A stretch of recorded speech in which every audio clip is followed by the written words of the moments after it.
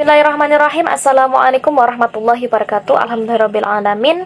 Pada kesempatan kali ini saya akan menyampaikan salah satu materi atau judul dari mata perkuliahan pada semester ini dari mata kuliah Masail Fikih yang berkaitan tentang isu-isu yang saat ini terjadi dalam masyarakat. Bagaimana Islam dalam memberikan sudut pandangnya dalam masalah-masalah ini. Nah, pada kesempatan kali ini saya akan mengambil satu judul yang sekarang umum dan sudah terjadi bahkan di dalam masyarakat, yakni perihal poligami. Nah, sebelum kita mengulik lebih jauh dari poligami ini sendiri, apakah diperbolehkan dalam Islam, apa dasarnya, bagaimana hukumnya, apakah boleh atau tidak, kita akan uraikan dari pengertian poligami ini dahulu. Nah, pengertian dari poligami ini, dari istilah poligami ini di dalam bahasa Yunani terbagi menjadi dua, yaitu poli dan gami. Poli sendiri memiliki pengertian banyak, sedangkan gami dalam bahasa Yunani disebut sebagai gamos yang berarti perkawinan. Sedangkan kemudian dalam bahasa Inggris disebut poligami yang memiliki pengertian beristri lebih dari satu.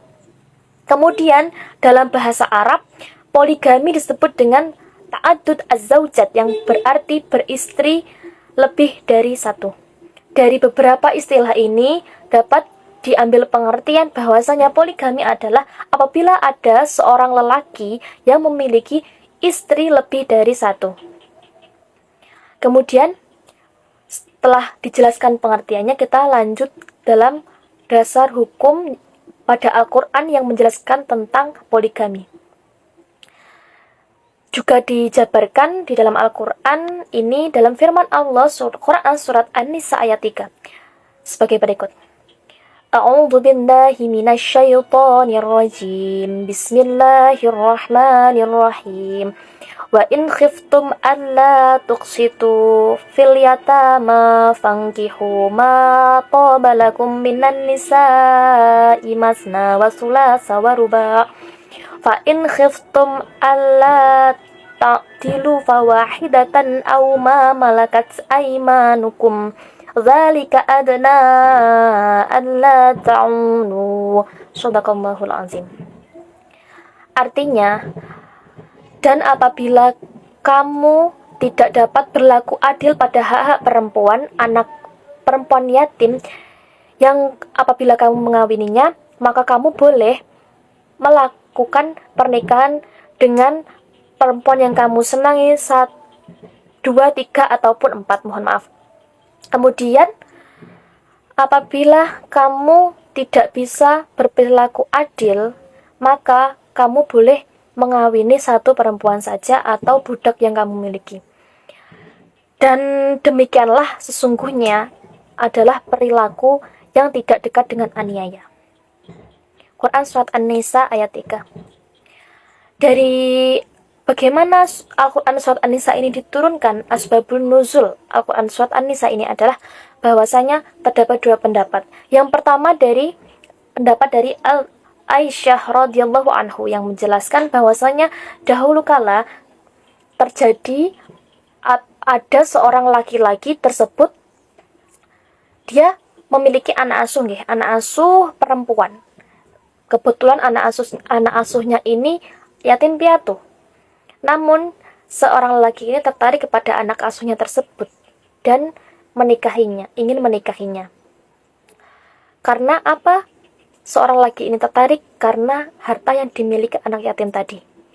Kemudian dilakukan pernikahan. Dengan seiring berjalannya waktu, si laki-laki ini ternyata tidak bisa memenuhi hak-hak dari anak yatim tersebut. Kemudian diturunkan Quran surat An-Nisa ini, kamu boleh menikahi perempuan yang kamu senangi, lebih dari satu, maksudnya 2, 3, atau 4. Jadi kan di dalam Al-Quran ini dijelaskan hanya sebagai anjuran atau batasan saja, bahwa boleh berpoligami 2, 3, atau 4. Maksimal jadi poligami itu adalah 4. Kemudian ada pendapat lain yang mengatakan, kenapa turun ayat ini? Karena pada zaman dahulu kala bangsa Arab sendiri sudah melakukan praktik poligami ini. Seorang lelaki menikahi banyak sekali wanita, tidak ada jumlah batasannya, tidak ada limitednya istilahnya ya, dalam bahasa gaul sekarang. Tetapi pada akhirnya ayat ini turun dan kemudian diberi batasan tadi 4, maksimal 4 dari batasan poligami sendiri. Hal ini, ayat ini turun memberikan batasan kepada bangsa Arab tersebut untuk melakukan boleh melakukan poligami, namun maksimalnya batasannya adalah 4. Kemudian ini tadi perspektif dari Islam sendiri.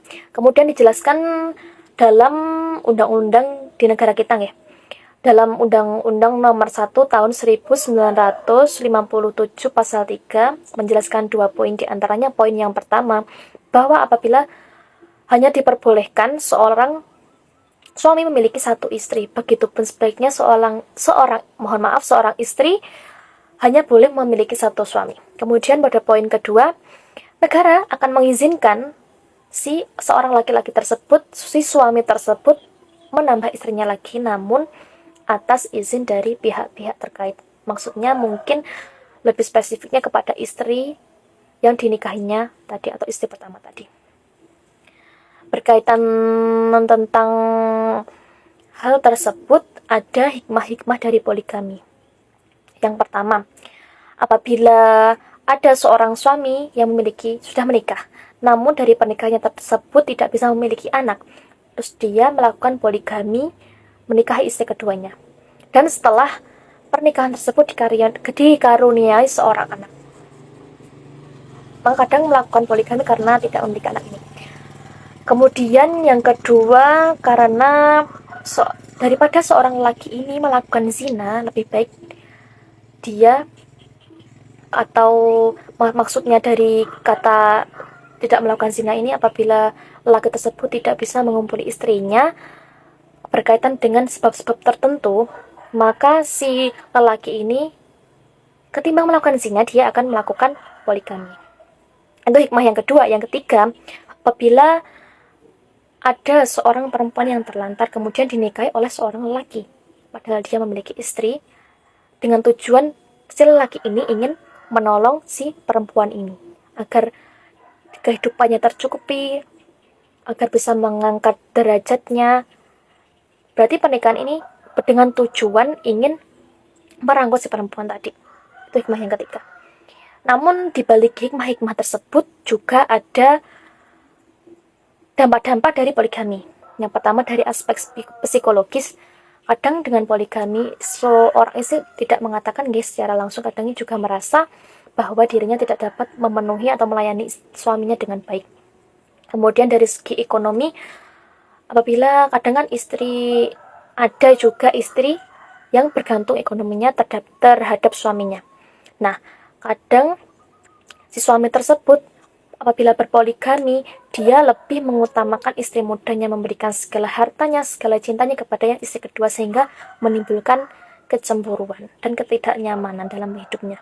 Kemudian dari dampak yang ketiga, bahwa poligami ini sendiri dapat menimbulkan selisih antar istri-istri yang dikawininya. Misal si yang kawin tadi tidak bisa memberikan perilaku adil atau lebih condong pada salah satu istrinya, hal tersebut sangat tidak baik dan dapat menimbulkan perselisihan antar istrinya tadi. Nah, kesimpulannya dari pembahasan poligami tersebut, bahwasanya poligami ini diperbolehkan asal saja si laki-laki ini dapat adil dalam memberikan nafkah secara lahiriah maupun batiniah. Dan boleh melakukan poligami apabila ada sesuatu yang urgent, misalnya tidak memiliki anak. Tapi dengan syarat apa boleh berpoligami? Dengan syarat atas kebolehan keridhaan dari istri pertamanya tadi, maka baru boleh dilakukan poligami. Apabila tidak bisa adil, seorang suami tidak bisa adil, maka tidak dianjurkan untuk berpoligami. Sekian pemaparan materi dari saya. Apabila ada banyak kurangnya, saya mohon maaf. Akhiran, wassalamualaikum warahmatullahi wabarakatuh.